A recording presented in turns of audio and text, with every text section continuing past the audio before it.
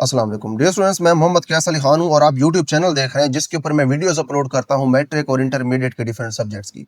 Dear students, हमने 9th class की chemistry का पहला चैप्टर स्टार्ट किया हुआ है। हमने इससे पिछले लेक्चर के अंदर ये देखा था कि हमारे पास जो एलिमेंट्स, कंपाउंड्स और मिक्सचर्स हैं, इनका क्या मतलब है और इनका आपस में क्या रिलेशन है और इनके दरमियान क्या फ़र्क है।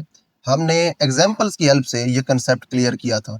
इस लेक्चर के अंदर हमने ये देखना है कि सब्सटेंस या फिर मैटर, उसकी जो प्योरेस्ट फॉर्म होती है एलिमेंट, वो किस तरह से डिफरेंट फॉर्म्स के अंदर एग्जिस्ट कर सकती है, यानी कि उसकी ऐसी फॉर्म जिनके दरमियान सिर्फ स्ट्रक्चर का ही फर्क होगा, वो किस तरह से एग्जिस्ट करती हैं, इसका मतलब क्या है, इसको हम क्या कहते हैं, और उसके बाद इसका जो कंप्लीट कंसेप्ट है और इसके जो एग्जांपल्स हैं वो हमने यहाँ पे देखनी है। तो स्टार्ट करते हैं इसको हम। यहाँ पे हमारे पास इस लेक्चर के अंदर जो टॉपिक है वो है एलोट्रोपिक फॉर्म्स ऑफ सब्सटेंसेस। जो हमारे पास सब्सटेंसेस होती हैं उनकी हमने अब एलोट्रोपिक फॉर्म्स देखनी है। एलोट्रोपिक फॉर्म्स का मतलब ये है कि जो एलिमेंट होगा वो वही होगा, लेकिन उस एलिमेंट का जो स्ट्रक्चर होगा वो दोनों फॉर्म्स के अंदर डिफरेंट होगा। तो यहाँ पे देखिए हमारे पास हमारा टॉपिक है एलिमेंट्स में exist in more than one structural forms which can exhibit quite different physical and chemical properties। अब जो एलिमेंट्स होते हैं वो एक से ज्यादा स्ट्रक्चरल फॉर्म्स के अंदर एग्जिस्ट हो सकते हैं, ठीक है, यानी कि एक से ज्यादा स्ट्रक्चरल फॉर्म्स के अंदर एलिमेंट्स पाए जा सकते हैं। और ये जो इनकी फॉर्म्स हैं इनके बारे में लिखा हुआ है which can exhibit quite different physical and chemical properties. और इनकी ये जो डिफरेंट स्ट्रक्चरल फॉर्म्स हैं ये मुख्तलिफ किस्म की फिजिकल और केमिकल जो प्रॉपर्टीज हैं वो हमें दिखा सकती हैं, ठीक है। These forms are called allotropic forms। अब ये जो हमारे पास फॉर्म्स होती हैं इनको हम एलोट्रोपिक फॉर्म्स कहते हैं and phenomena is called allotropy.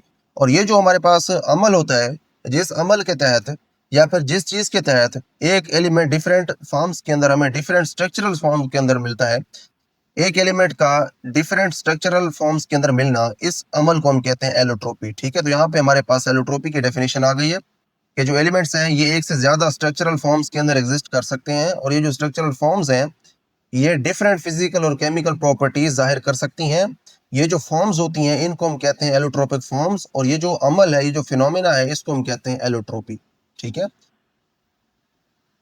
Element oxygen, अब यहाँ से देखें एग्जांपल स्टार्ट हो रही हैं। सबसे पहले एग्जांपल देंगे वो ऑक्सीजन की कि जो ऑक्सीजन है ये किस तरह से डिफरेंट जो इसके एलोट्रोपिक फॉर्म्स है इसकी किस तरह से ये इन फॉर्म्स में एग्जिस्ट कर सकती है।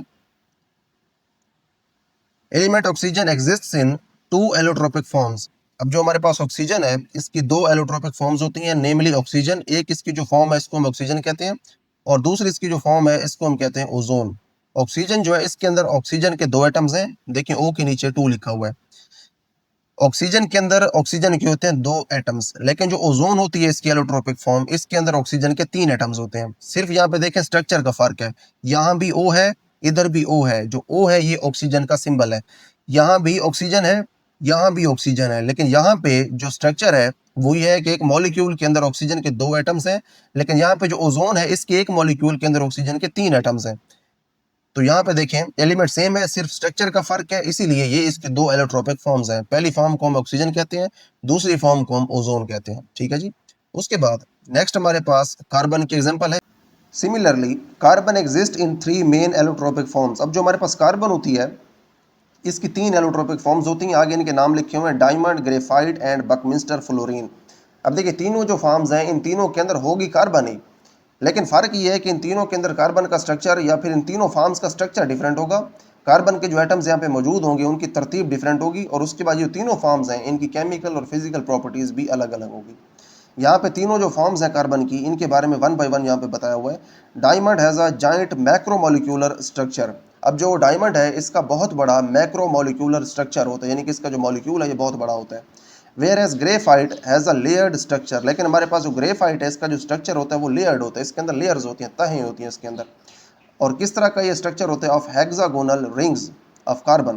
कार्बन की यहाँ पे हेक्सागोनल रिंग्स होती हैं। हेक्सागोनल का मतलब ये है कि इसके अंदर जो कार्बन के रिंग्स होती हैं उनमें से हर रिंग के जो कोने हैं वो 6 होते हैं। यहाँ पे नीचे हम डायग्राम देख लेते हैं, ये बता रहे हैं ग्रेफाइट के बारे में। तो ग्रेफाइट हमारे पास यहाँ पे है, ठीक है। अगर आप यहाँ पे देखें तो ये हमारे पास ग्रेफाइट है, ठीक है जी, दिस इज़ ग्रेफाइट। और यहाँ से उन्होंने हमें जूम आउट करके यहाँ पे दिखाया हुआ है। अगर हम यहाँ पे इसको मज़ीद जूम करें और देखें तो हमें यहाँ पे जो रिंग्स नज़र आएंगी, इनमें से हर रिंग के 6 कोने होंगे। चेक कर लेते हैं, 1 2 3 4 5 और 6। तो यहाँ पे हम देख सकते हैं कि यहाँ पे हेक्सागोनल रिंग्स मौजूद हैं कार्बन एटम्स की। ये जो आपको ब्लू कलर में डॉट्स नज़र आ रहे हैं, ये असल में कार्बन एटम्स हैं। तो यहाँ पे हमने ये देखा कि जो फॉर्म है ये तो डिफरेंट है, ठीक है, डायमंड और चीज़ है, ग्रेफाइट और चीज़ है, लेकिन डायमंड के अंदर भी कार्बन है और जो ग्रेफाइट है इसके अंदर भी कार्बन है, ठीक है जी। उसके बाद यहाँ पे हमारे पास ग्रेफाइट हो गई, उसके बाद हमारे पास है बकमिस्टर फ्लोरीन। इसको देखते हैं, बकमिस्टर फ्लोरीन C60। अब यहाँ पे देखें C के नीचे जो 60 लिखा हुआ है, C है कार्बन का सिंबल, और 60 का मतलब है इसके जो एक मॉलिक्यूल होगा उसके अंदर 60 कार्बन के एटम्स होंगे। Consist of spheres made of atoms, इसके अंदर स्फीयर्स होते हैं, या फिर जो बकमिस्टर फ्लोरीन है ये स्फीयर्स की फॉर्म में होती है। मेड ऑफ एटम्स, जो एटम से मिलकर बनते हैं स्फीयर्स। अरेंज्ड इन पेंटागॉन्स, ये पेंटागॉन्स की फॉर्म में होते हैं। एंड हेक्सागॉन्स, पेंटागॉन्स ऐसी बंद शक्लें होती हैं जिनके 5 कोने होते हैं, और हेक्सागॉन्स ऐसी बंद शक्लें होती हैं जिनके 6 कोने होते हैं।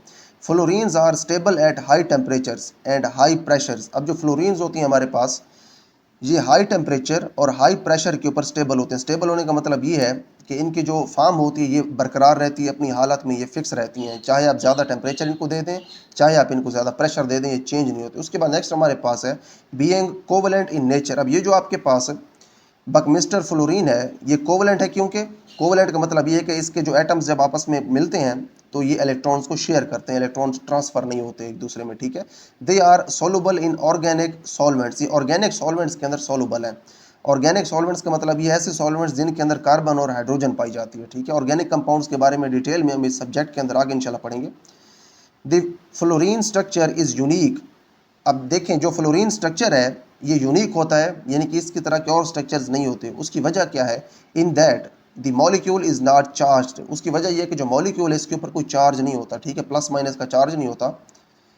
हैज़ नो बाउंड्रीज, और इसकी कोई बाउंड्रीज भी नहीं होती, ठीक है। बाउंड्रीज क्यों नहीं होती वो हम देखेंगे नीचे, बल्कि अब यहाँ पे देख लें, ये जो आपको केज सा नज़र आ रहा है, एक पिंजरा सा, ये असल में एक बकमिस्टर फ्लोरीन का एक मॉलिक्यूल है, ठीक है।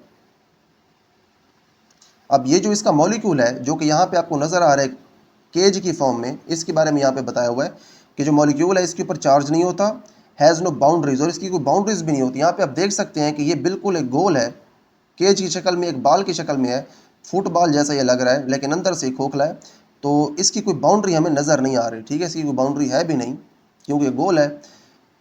और उसके बाद and has no unpaired electrons, और इसके अंदर कोई ऐसे इलेक्ट्रॉन्स भी नहीं है जो कि अनपेयर हों, ठीक है। सिंगल इलेक्ट्रॉन्स इसमें नहीं है, सारे इसके इलेक्ट्रॉन्स पेयर्स की फॉर्म में है।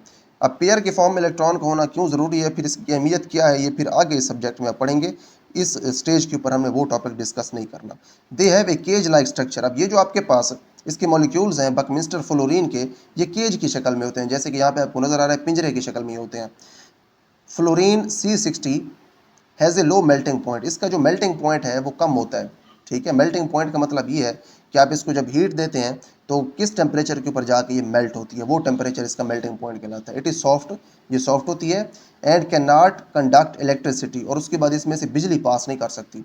एलिमेंट सल्फर, उसके बाद यहाँ पे सल्फर की एग्जांपल आ रही है, सल्फर की एलोट्रोपिक फॉर्म्स के बारे में यहाँ पे बता रहे हैं।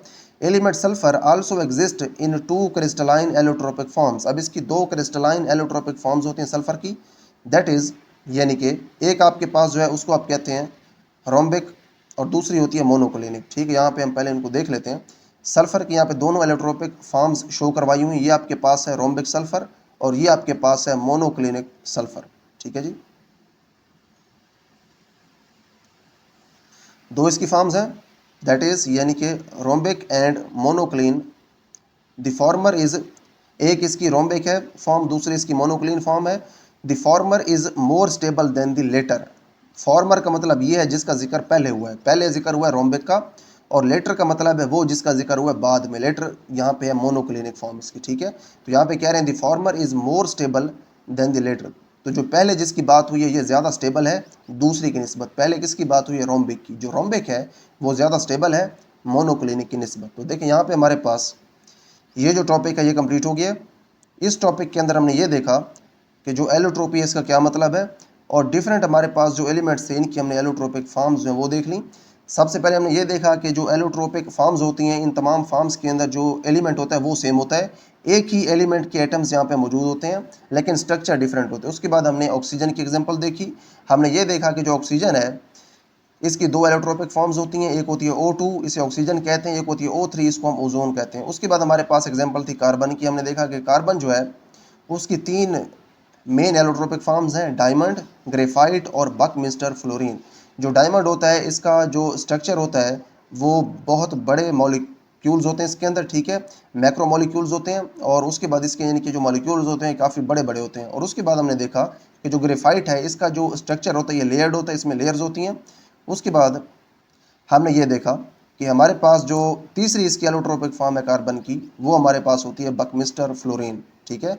और जो हमारे पास बकमिस्टर फ्लोरीन है ये केज की फॉर्म में होती है, और उसके बाद इसका जो मॉलिक्यूल होता है इसकी हमने कुछ खसूसियात देख ली कि इसके ऊपर कोई चार्ज नहीं होता, इसकी कोई बाउंड्रीज नहीं होती और इसके अंदर कोई अनपेयर इलेक्ट्रॉन्स नहीं होते। उसके बाद हमने सल्फर के बारे में स्टडी किया। हमने ये देखा कि हमारे पास जो सल्फर है इसकी दो क्रिस्टलाइन एलोट्रोपिक फॉर्म्स होती हैं, एक को हम कहते हैं रोम्बिक सल्फर और दूसरी को हम कहते हैं मोनोक्लिनिक सल्फर। तो यहाँ पे हमारे पास जो एलोट्रोपी है इसका टॉपिक कंप्लीट हो गया। तो यहाँ पे इस लेक्चर के लिए इतना ही। इसके बाद अगले लेक्चर के अंदर हम इंशाल्लाह अपना नेक्स्ट टॉपिक यानी कि differences between elements, compounds and mixtures जो है इसको कवर करेंगे।